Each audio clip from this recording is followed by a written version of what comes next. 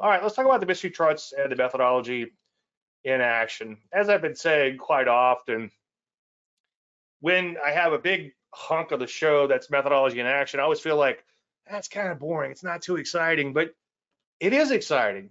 And that's because this is how we actually make our money. And early in my trading career, the missing piece was the show me, and I got very lucky, and maybe luck and whatever else, but hard work, luck. Anyway, just being positive and hanging in there, vitally important, and I'll have to come back to that someday. But the missing piece for me was nobody showed me how to do this, and people would tell you about patterns, and they might show you some huge trade or something, but they really didn't show you the trade ahead of time. They didn't tell you what their thinking was, and then they didn't show you how they managed it, and that was really the missing piece. And early on in my career, I got very lucky, and I was able to work with some traders who actually traded and help them out with programming and eventually stock picking on things of that nature, and even some ghostwriting, which is off the record, so I didn't say that. But anyway, so here's one that was it's not a mystery chart because it came up intra-week. Now, you'll see what happened here in 1 second. But the mystery charts come directly, or 99% of them at least, come directly from a trading service.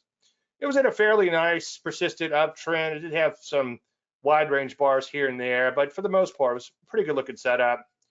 And notice that it began to accelerate higher, a nice little TKO type of move. Now, based on the risk of this trade, because it was an IPO, and because of some of the occasional big wide range bars, a little all over the place at times, I decided not to make an official setup. And there's the parameters down below, and I had it mentioned as an honorable mention. So let's see what happens. Entry's there, stop is there, just kind of almost a textbook TKO type of setup. Textbook TKO is when you have the trend knockout bar and it's wide enough and the close is poor enough to where you can pretty much just get in slightly above the high and then stop out slightly below the low. If it makes it all the way back to the high, then you might have a bona fide reversal. And if it doesn't, then no capital gets put in the harm's way. So it's textbook in very ways. It's textbook in being obvious. It's textbook in how you trade it. And also has the nice characteristic of either it works or it don't, right? So initial profit target way up here. So let's see what happened. Nothing. It absolutely imploded. But here's the good news. No capital was put in the harm's way. I am shocked at how many times a stock doesn't trigger and keeps me out of a lot of trouble. I'm not going to tell a story that I've told over and over again about people emailing me and then telling me I recommended this turn. And I say, no, I didn't recommend that. And I'm like, yeah, you did 6 months ago. And I'll go back 6 months ago and I'll think, look at it and it's like, well, it never triggered. So this one will probably be 10 cents 6 months from now, and somebody's probably going to email me and complain. Well, hopefully not based on all my preaching. So I'm not going to tell that story. We have a smoke 'em if you got 'em report for this week. It just happened a few minutes ago, so that's pretty excited. Smoking if you got 'em is take partial profits. This is SLT, SLDP, a former mystery chart. So a mystery chart is shown before it triggers. It's something that I show in my service, and then it's something that I show before it triggers to show you my thinking ahead of time on these things. Nice accelerated uptrend, nice little pullback, almost textbook in nature to the 30 EMA. If all you did was trade Landry light pullbacks in trending markets, there's a little caveat there, a little disclaimer, right? I think you would do really well. And there's all your parameters down below. 385, 285, 45, entry, protector, stop, initial profit target, respectively. Entry's there, stop is there, initial profit target up here.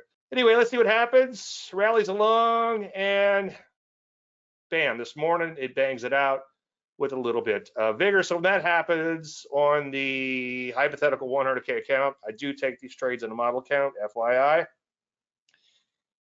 You would take partial profits when you're up 1,000 per 100K or 1%. Now, what I want to show you here is yesterday it came within 2 cents of the initial profit target. It happened like very late in the day, and I didn't have an alert at that level or a limit order because I messed up on this trade getting into it. I got in sort of late, so I was trying to squeeze out a little bit more profits. But if you did follow the original plan, as I should have, I'm admitting guilt here, right? Then within 2 cents of an initial profit target is pretty darn close. So make sure you lock that in. Now, I didn't lock it in again because I was looking for a little bit more in the position. My alerts were much higher. But anyway, when it gets that close, make sure you lock and load. So there's 1580 open on the remainder of the position based on this mark to market. Now, what I like to do, and I did this in accounts outside of the model, and I may occasionally do this in the model account too, just to show you how it's done. But what I did this morning is like, okay, well, this thing's moving nicely. It's above where the IPT should be. So what I'm going to do is I'm going to put in a trailing stop on half, and I'm just going to keep it pretty tight, just 10 cents, because it had already begun to rally. And then when it began to rally even further, I got in my mind, I'm thinking, okay, well, let's open it up a little bit more to 15 cents. And the idea here is you're already above that initial profit target, okay? And then when you begin trailing that stop, and that trailing stop is around your initial profit target, then you sort of, or where you're supposed to be within the system, okay, within the initial profit target, then you could maybe squeeze out a little bit more profits by letting that stop open up intraday. This is exactly what we do with the longer term positions. KTOS, I hope I have a chart for that. I should have a chart for that. That's one we've been in for quite some time. And that one, the stop is really, really wide. It's going to hurt when it gets hit, believe me, but we're already taking partial profits. And we're sort of playing with the market's money, so to speak. We're free rolling, as Charlie Kirk calls it when he saw my money management. Anyway, so then it's like, well, I've got this thing's a pretty good run here. If I could get at least $5 out of it, I think I could go ahead and open it up a little bit more. So open it up to 20, and that would mean $5 if I got stopped out. Then I opened it up to 25, and then it really began to take off. So I said, well, let me just give it 30 cents and let the chips fall where they may. Now, the idea, again, on squeezing out these additional profits, you've already exceeded your additional profit target. Now you're just looking to squeeze out a few more cents and hopefully a few more dollars on the position. And it did stop out. And ideally, you want that stop wide enough to ride out a correction and, of course, have the stock turn back up. And that's where we were on the daily chart. And we're just taking that same philosophy and putting it into an intraday chart. Now, you're never going to get top dollar in a trade, so don't beat yourself up too much. If you want, I'm happy. If you're going to minimally monetize down to that stop, okay? And a stop here was at 530. It's like, okay, if I get 530 out of this, I'm going to be pretty damn happy on the position.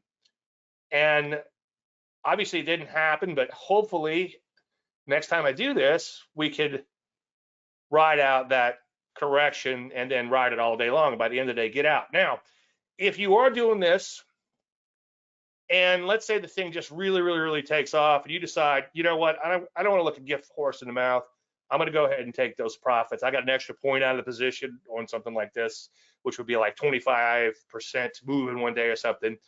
Yeah, by all means, lock and load if you want to do that. But I kind of make it a game where I was like, okay, I want to try to ride half of this position all day long, and I'm going to get out on the close, and hopefully much higher than the initial profit target. But anyway, so I got out at 530. The original profit target was 485. So the difference between those is 45 cents, which on a $4 or $5 stock, that's huge, okay? So that's a $450 improvement per 100K in one day. Now, you don't want to do fuzzy math, but that's like $113,000 a year. Don't quote me on that, but it's somewhere there. I know, it doesn't happen every day, but Oh, I was always saying, what's that thing you do? You always do annualize. It would be fun though. The dog is crazy. We have a puppy. It's like 10 months old now, but it's still crazy. It's a red golden. We were warned about the redheads. Um, redheads, girls named Tiffany, uh, hairdressers. Anyway, she's crazy, and so I'm outside just trying to wear her out a little bit in the middle of the day. And it was like 30 minutes into the trading day, and I was mentally monetizing how much money I made, and if I could just do that for 100 days, what I was going to buy, and all this other great stuff. And then it came in and lost my ass. So you got to be careful with the mentally monetizing. Little side lesson there. But anyway, this little discretion here can really squeeze out additional profits. Now I showed you two different discretions. I don't want to talk out of both sides of my mouth. This is two different separate events. Okay, one event is it came very close to initial profit target.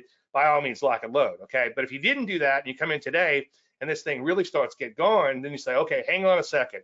I have a chance to make more than initial profit target, so I'm going to go ahead and let it ride a little bit. Now, yeah, in the end, you did give up some open profits, okay, but it comes with the territory, and you have to be willing to do that. Like Mike Moody said one time, because momentum usually ends badly, as I often talk about. And I asked him about that. He was talking about momentum, and I'm like, okay, Mike, my only problem with momentum, and I'm a momentum guy, I'm a trend following moron, is that it ends badly. And is there anything you can do about that? And he's like, Dave, when you have a baby, you can have a lot of baby poop. Babies are cool, babies are nice, don't get me wrong, but you're going to have a lot of baby poop. So you're going to have a lot of poop with your trades. You're going to have these drawdowns to open profits. Okay, we have a mystery chart review, and that is ABCL. Kind of a gradual uptrend, and then it began to accelerate a little bit higher. Lots and lots of Landry Light. Again, another Landry Light pullback. I think if all you did was trade Landry Light pullbacks in bull markets, okay, I think you would do just fine. And I was thinking yesterday, like, well, how would you define a bull market? It's like, well, let's just say if you're within 10% of all-time highs, then you're in a bull market, kind of like the TFM 10% system does. Anyway, pull back to the moving average. Nice little nearly textbook type of Landry Light pullback. There's all the parameters down below. Entries here, stop is here. There's our profit target is here. So let's see what happened. So far, not a whole lot. Kind of triggered on the fast move. It's just chopping around a little bit. We're underwater a little, maybe breaking even so far on that one. Oh, down 340 based on this chart snapshot. Now here's another mystery chart update. This stock had nice persistency, lots and lots of, you guessed it, Landry Light. Persistency, as I preach, just the market's ability to go up day after day after day. And if you could draw a line through most of the bars, which is mathematically equivalent to linear regression, I just like to draw lines, you know me, I keep it easy. Then that's a good way to illustrate, so to speak, the linear regression. Pull back to the moving average, Landry Light pullback. There's all your parameters down below. Entries here, stop is here, initial profit target is up here. So we did hit the initial profit target. Now, yesterday, you could see we had this huge gap higher and this huge push higher. It's like I almost would rather a stock take its time. When it just melts up like that, it's always fun, and everyone gets excited, the present company included. But you're much better off with a stock that's a little bit more gradual in its trend, because everybody kind of rushes in, and all of a sudden when it doesn't materialize, everybody kind of rushes out, which kind of sucks. One thing I was kind of toying with, but I don't want to create too many moving parts, but if you guys have done this, or anybody watching this recording has done this, let me know in the comments below, or let me know if you're here live, and maybe we could discuss it a little bit, and we could talk about it at some other point in time in more detail. But I'm wondering if you can maybe, something like this is up 20% or whatever pre-market, there's a very little chance it's going to stick, right? And I wonder if I'm overcomplicating things, but I'm wondering if you can maybe sell some calls against your position, because there's a good chance that it's going to come back in. And I'm just talking about a small part of your position. You're already taking partial profits, okay? So you're free rolling, but I forget how many shares we had on this one, probably a couple thousand at least. Oh, just 800. Okay, so say you've got 800 shares and you come in with an open like this. could you sell a couple call options out of the money, and if this thing implodes like it did, then shut down those call options? You still have your position, and at least you picked up a few $100. I know it's a lot of moving parts, but the problem with that, the one glaring problem that I see is ideally we want to be in these trades for a long time, and we want a nice big fat position, okay, which is half of the original position. So round number, well, in this case, you put on 800 shares, you take off 400 shares, okay, and it would be great to have on a lot of shares if this thing goes to 20, 30 bucks a share or whatever. So you are giving up that opportunity cost by scaling out a little bit, but it almost seems like a gift horse. So I'm a little torn on that, and maybe we could talk about it a little bit and figure it out.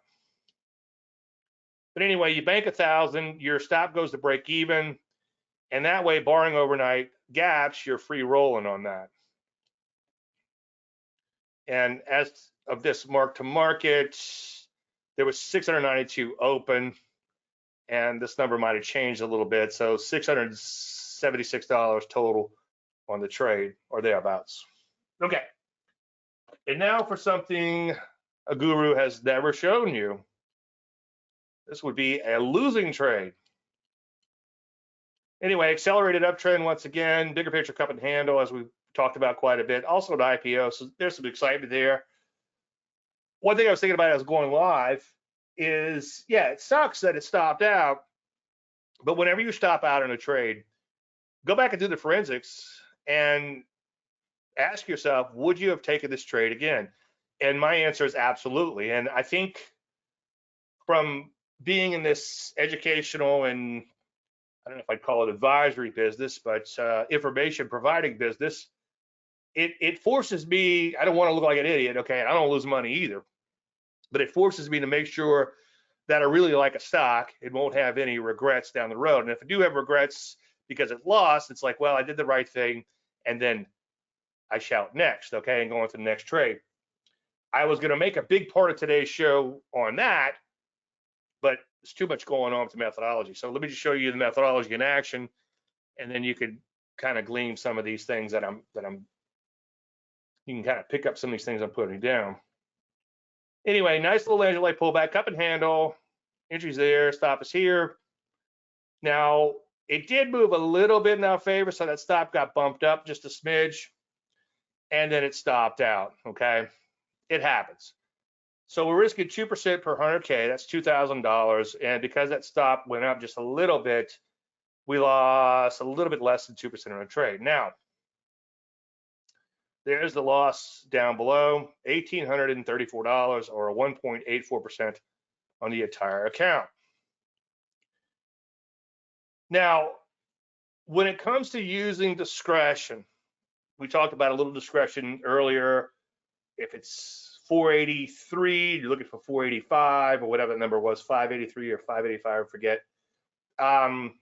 It's okay to take profits a little bit early because you're almost there, and sometimes the market gets really, really close but doesn't get there. You know, it's like the market doesn't work at exacts. And I remember we were in a stock years ago, and the stop had, I think the stop was, I don't know if it was the original stop or whatever it was, the stop was at $8 a share, and the stock went to $7.99. Now it had a print there, but I'm not sure that it actually had a trade there, but technically that stop was hit, okay?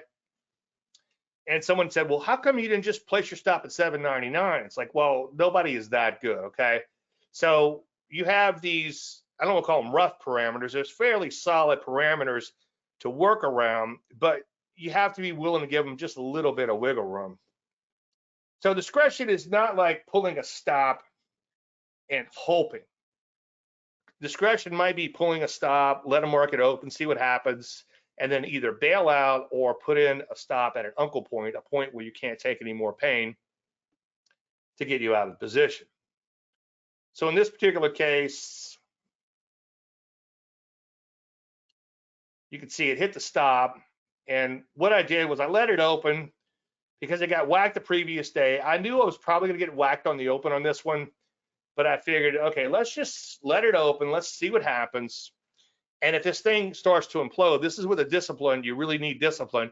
You just have to close your eyes and sell, okay?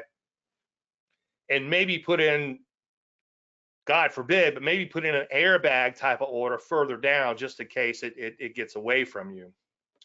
Anyway, once it opens and begins to establish its opening range, then you could add in a little bit of wiggle room to the stop. And you can do two things. If it has a reversal during the day, you can get at a higher level, or you can stick with it as a position trade.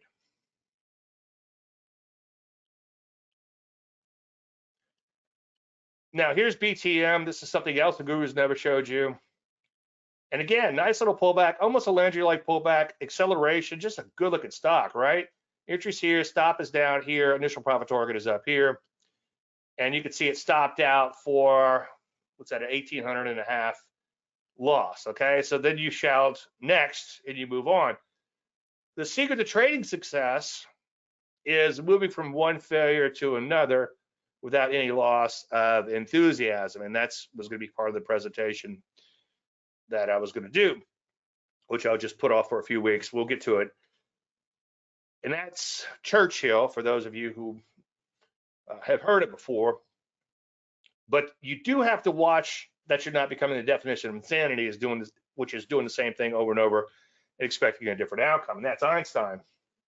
But as long as you can look back at a trade and say it was persistent, it was accelerating, it looked good, the pattern was there, the setup was there, it traded cleanly, and all those other things that I spent, I forget how many hours, 14 hours talking about in the stock selection course, little soft sell, I guess. But the point I'm trying to make is there's a lot to it, but there's a lot of simple things to get you started, okay? The main thing you need to know, the 90% you need to know is like that much, and then the other 10% is a lot, okay? Which you only need to know once you know the basics. But if you can go back in time and say, you know what? Yeah, you could drop an F-bomb, but if you go back in time and say, well, that really looked good, I did the right thing, no regrets. Now, again, I use a little discretion on this one, and I'm not saying, again, throw caution to the wind. But this thing was getting absolutely annihilated pre-market, okay? It was down with a 3 handle, way, way, way, way down here. I said, okay,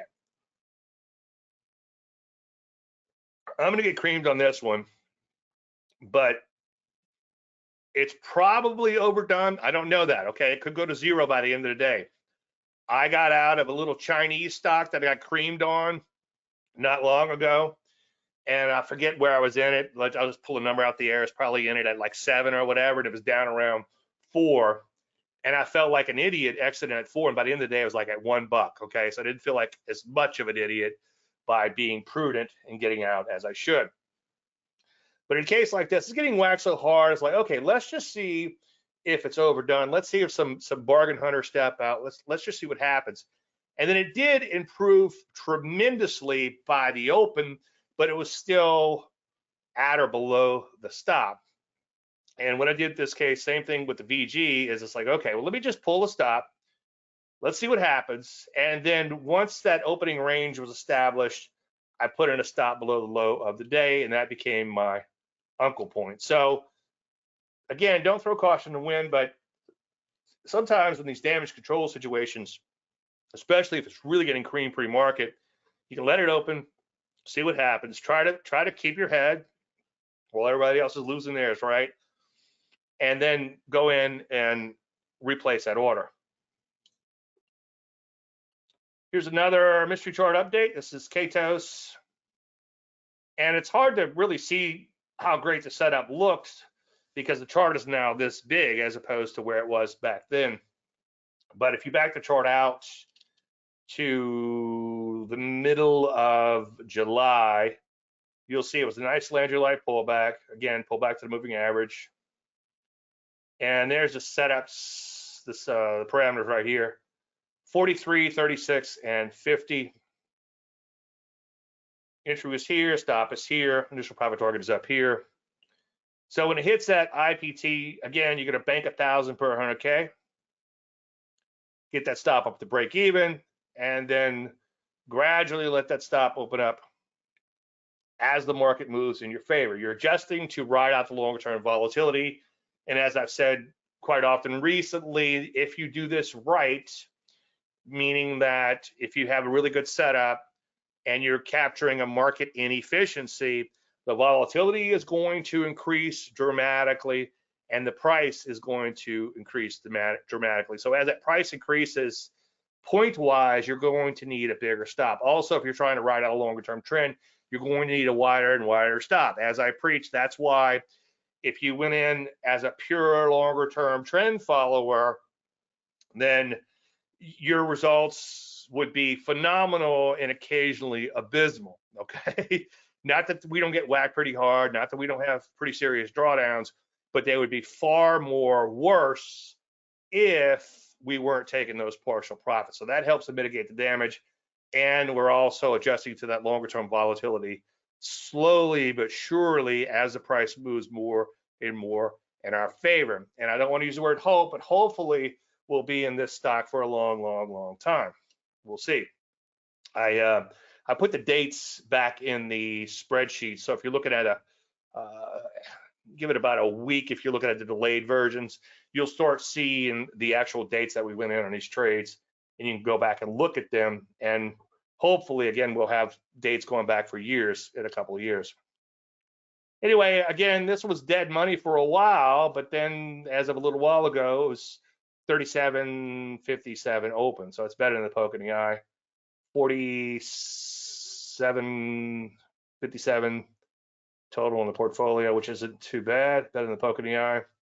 Here's KGC. This was a gold stock. Triggered way back here in May, okay? Entry was there, stop was there, initial profit target up here. Now this became the mother of all dead money examples. It just went sideways, but it really didn't do anything wrong. It never actually traded. It had 1 or 2 days below 30 EMA, but for the most part, it did okay. And by not doing anything wrong, I mean, didn't hit the stop. And I know it's tough. And as I say ad nauseum, if I wasn't putting out a trading plan every day, I would be less prone to follow it, okay? What does that mean? Well, it means that I'm telling you to stick with it, so I'm gonna stick with it so I could show you, after all is said and done, good and bad and different, how things shake out. And believe me, it's hard. That's a couple of months of sideways action. You feel like it's dead money. I guarantee you, because I've seen it many times before, most people will get bored with it and pull the money because it's not exciting. But you need to follow the plan. And this was many years ago, maybe 20 years ago. I put a stock on and it absolutely flatlined for like 2 months, but it just kind of creeped along and it wouldn't go down. It just kind of creeped along. And then they got bought out overnight. And I'd actually rather a stock go up for 5 years than get bought out overnight, because the buyout is like a one-time payment. If its thing becomes huge, like an Amazon or what was that computer one a while back, SMCL or whatever, or a little sleepy coal company like we rode out for a few years, I'd rather ride out a stock for a 500% gain than get an overnight 100% gain or whatever the case may be. But anyway, I received a few letters congratulating me, emails, I guess. They had email back then. Anyway, congratulating me, and they said, well, but I got bored and shaken out of it, so follow your plan. So anyway, stop goes to break even, obviously, and then as of this screen capture, we had 2,200 open. Here's another gold stock. Did we talk about? No, we did talk about this one. So this was kind of a double dead money report. This thing triggered and was slightly positive for a few days, looking okay, and then it implodes, but it didn't hit the stop. So follow the plan. I know, easier said than done. Used to be much harder for me, again, until I put my trading plan out there. So you bank 1,000, and then after that, it dies out for a couple of months. But then as of this mark to market, you've got 1476 open, so that's 2476 for the entire trade by sticking with it. All right, any questions on all that? I know I went quickly, but this is a lot of the same stuff I repeat each week. I'd encourage you to go in and watch the methodology and action portion of the weekly charts, I have a separate playlist just for those. I know it's not the most exciting thing in the world, but hey, the ultimate goal in this business is to make money and of course protect capital in between. And if you go in and look at the methodology in action, even if it's a little boring, you'll see how it actually works, warts and all. And if you go in and watch those old services, DaveLandry.com/archives or YouTube/Dave Landry, go to the core trading service, and I have them on delay, and there's a few to catch up on that I'll catch up on soon. So they're only a few days old, depending on what happens. Once everything triggers, I catch the services up to current. So you can go in and see what's happening within a few days on that. And I would encourage you to do that too. Anyway, opening gap reversal is an intraday strategy. I try not to trade too much intraday. I probably do a little bit more than I should. Ideally, I'll tell you this, it's kind of like the Jimmy Rogers money line and corner thing. If I just wait until I absolutely can't stand and I feel like I'd be stupid not to take an intraday position, I almost always make money. What kills me is the losing money in between. Just like I said, a couple days ago, throwing the ball with the dog, thinking how much money I made, and in 100 days, I'm going to buy a car, I'm going to do this, or I'm going to do that, or whatever. And of course, God laughs at your plans. Went in, came back to the office and gave it all up. So there is a danger with this intraday stuff. You got to be really careful. And I would encourage you to be more and more selective. And years ago, I spoke at a day traders conference, and they really were day traders. Usually they say they're day traders and have one or two guys that day trade and nobody else. But this conference was filled with a bunch of day traders. Nobody, I think, was over 30 years old. I was the oldest fart by by a factor of 2 probably. And where I was going with that is these guys young and full of piss and vinegar and all. But what's interesting is one guy gave up and gave a speech, and he reduced his trading account, his trading activity. He reduced his activity by about a third, and he tripled his profits. So he became more selective. So I think that's the missing piece, is figure out how to become more and more selective. And one way to do that is you take a bigger picture daily pattern like this, and then you look to go in intraday for a piece. As I've said before, I knew a day trader many years ago. He would look at weekly, sometimes even monthly charts, and he would have all this behind him all set up, and then he'd go in and grab a point, okay, almost scalping like. Anyway, so this was JNUG. I mentioned this in the Facebook group as a potential ogre. Now, keep in mind, if you're going to trade like AMD, I think we talked about last week, AMDL is what I used for my vehicle there. You want a much longer term trend, okay? And you want a lot more things like persistency, acceleration, all those other things. With the ETF, a little bit different story. ETFs are going to be a little bit more efficient. So if you have a fairly decent trend and trend like this one here, that's enough, and it's fairly persistent too. Notice that it went up for the most part day after day. Anyway, so you're looking to catch that reversal back into the direction of the trend. Things get a little overdone pre-market, and then the market comes back up. Not all the time, but often enough to make it worth trading. So anyway, I mentioned the Facebook group as an ogre, and here are the trades, a couple hundred shares. No big whoop, right? Just kind of S&G type trading, but bought it here, sold half here, and trail the stop up when that happens. And then I got stopped out on the remainder. And let's see if I have the actual trade. No. So this happened this is a 15-minute chart, within about 30 minutes of the open, and I was done with this for the day. And again, my goal was to get a small profit. I was looking for like 1.5, and then that trailing stop was at 1.5. And when these things work, here's one. This is one of my favorite intraday patterns, because I'm not staring at a stupid screen all day long. You watch the open, and in a case like this, it kind of does a little gyrations and ideally sells off a little bit first. Then you're like, aha, I'm going to put an order above that opening range, okay? And when you get triggered, you're like, okay, well, how much room is this going to need? And you probably need to do that math ahead of time. It's like, well, okay, about 1.5. So I gave it 1.5 below, which gives me 1.5 above initial profit target. So you set a trailing stop at 1.5. You set an initial profit target at 1.5 above your entry, okay? And if that profit target gets hit, then you let it ride and let that trailing stop do its work. Now, if it really, really takes off, sort of like I did earlier with the SLDP, then of course you could open up that trailing stop a little bit more and try to make it all the way to the close and exit on the close.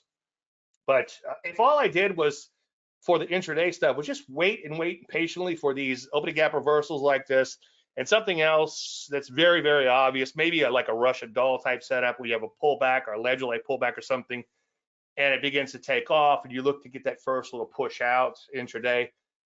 If all I did was that, I probably would do okay longer term and not get sucked into other trades. All right, I just want to show you a reoccurring theme that I play with crypto.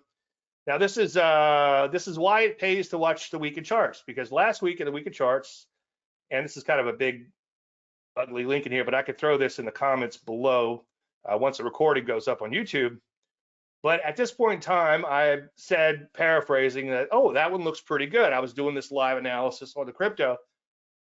And I said, I'm going to put an alert in, and if that alert triggers, I'm going to buy it. So you know what I did? I did exactly what I said I was going to do. Why? Because I said I was going to do it. You know, if I was just looking at this thing and said, oh, it looks interesting, I might have forgotten. But I went ahead in the weekly charts. If you go in and watch it, I put an alert in at that level. And then when I got the zing, I'm like, well, I guess I got to buy this because I said I would. Now in crypto, I use a 20% initial profit target. As I said before, like in stocks, I probably should eventually adjust it to the volatility of the market, but 20% seems to be a good round number on these.